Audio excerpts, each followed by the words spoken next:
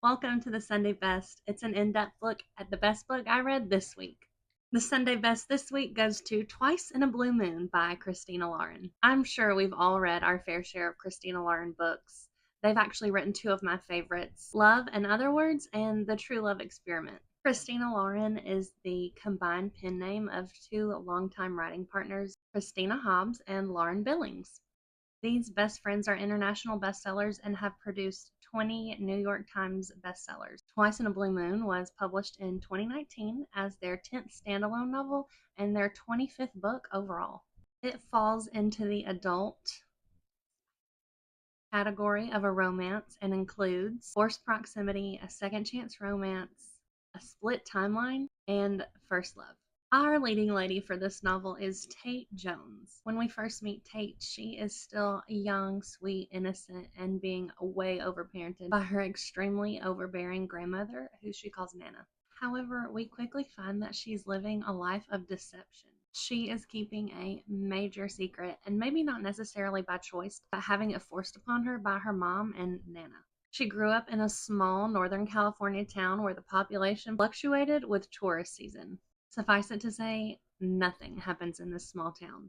But after her recent high school graduation, Nana has taken her on a 2-week vacation to London. In their first meal out, they happen to meet two other Americans, Sam and Luther, at the pub they've chosen, and they join them for dinner.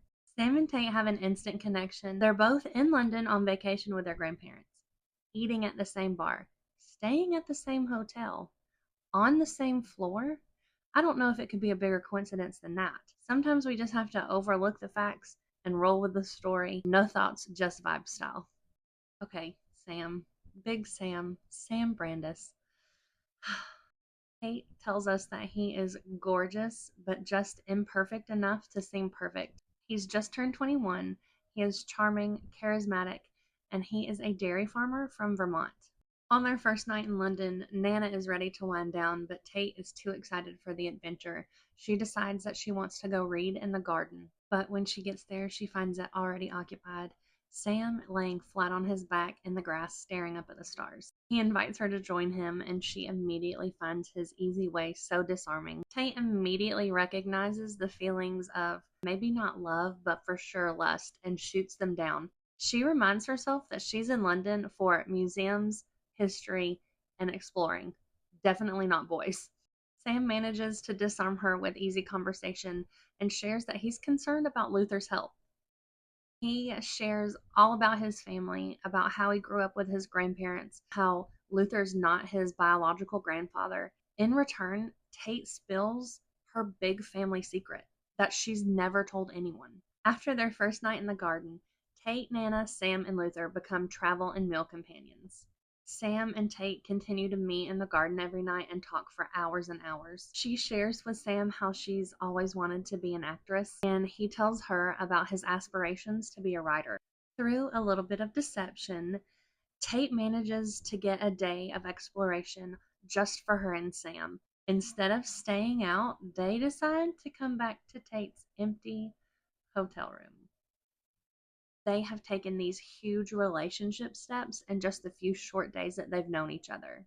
They both have fallen in love with each other so quickly, and that rush of feelings is overwhelming to Tate. Sam is absolutely her first love. He's making plans to come visit her at college. Then, one morning, without a word, Sam and Luther have disappeared. Tate's heart is shattered. She's been betrayed. Her secret that she's told no one is now staring her in the face. 14 years later, Kate's dreams of becoming an actress came true, and now she's about to start work on her next project with her massively famous father. This will be the first time they've ever worked together on a film. Her dad is giving the performance of his life as Father of the Year, even though he's been an absentee parent her entire life. Tate will receive top billing in this movie, and her dad, Ian, doesn't like that at all. He subtly puts her down every chance that he gets, and now they're stuck filming together on location. Tate's worried about what it'll be like trying to convince all the people they have to work with every day that her dad is actually a good dad, all while trying to stay on his good side. And honestly, I don't even know that he has one. Tate absolutely loves her role for this movie. She feels like it was made just for her. She's been so focused on the prep work and getting to location that it isn't until on the way to the first table read she meets the screenwriter, Sam. To say she's shocked would be an understatement. She has a bit of a meltdown and ends up just running away from him. He chases her down and wants to have a conversation, but she is just angry still. She's been holding on to her heartbreak and his betrayal for 14 years. Because she experienced her first love and first devastating heartbreak within days of each other, she's not had another meaningful relationship since then. They're no longer in that bubble of intimacy they had in the garden. She doesn't know if he's even trustworthy now. You remember when I said sometimes we have to just roll with the no thoughts, just vibes? Tate forgives Sam almost right away. Their conflict is cleared up in a matter of just a few conversations. And while I was very emotional when I heard Sam's reasoning for betraying Tate, I don't know if I could have forgiven him that easily. Basically, the whole second act is dedicated to what it's like filming a movie and Tate's relationship with her dad. While it wasn't my favorite, I did enjoy the behind the scenes aspect of what it was like to film. But her dad is just an unapologetic narcissist who's riding his daughter's coattails, trying to keep his waning career afloat. He was the crux of most of the issues post reconciliation, and he really just made a great soft villain. Like, he wasn't killing anybody, but he was causing all sorts of problems. I was ready for him to fade into the background quietly. Sam and Tate were a strong set of characters that we got to see at two very different ages and stages of life. We got to see the effects of their choices and actions over a decade after they were made. That's not something that we see often in books.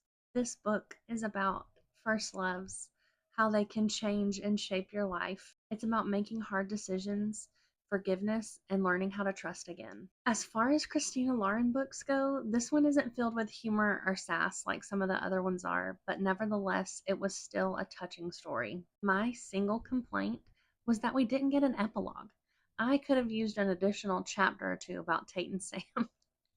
That being said, I would still recommend this book to any happily ever after lover. They write such good books. I am already looking forward to the next one I get to read from them. Thank you so much for joining me again for the Sunday Best.